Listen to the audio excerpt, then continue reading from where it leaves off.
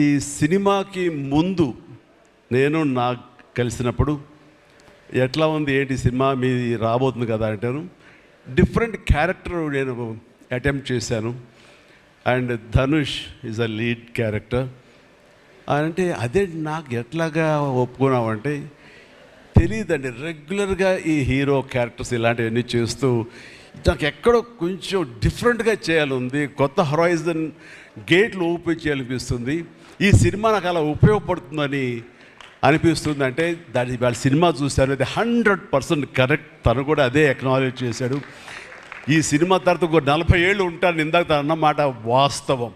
నటుడుగా ఎంత ఎక్కువ కాలం మనం జీవిస్తాం అనేది తప్ప ఒక హీరోగానే పట్టుకుని ఇలాగే ఉండాలి అనుకోవటం అనేది కరెక్ట్ కాదు. అండ్ ఇలాంటి క్యారెక్టర్ ఎంత బాగా చేశాడంటే నేను తర్వాత చెప్తాను. సో ఫస్ట్ ఆఫ్ ఆల్ ఇలాంటి సినిమా శేఖర్ కమ్ముల ఏ ధైర్యంతో నాగుని అడిగాడు, నాకు ఏమి ఊహించుకుని ఫ్యూచర్లో ఈ క్యారెక్టర్ చేస్తాను ఒప్పుకున్నారు. ఇదే ఫస్ట్ సక్సెస్ అని భావిస్తున్నాను ఈ సినిమాకి.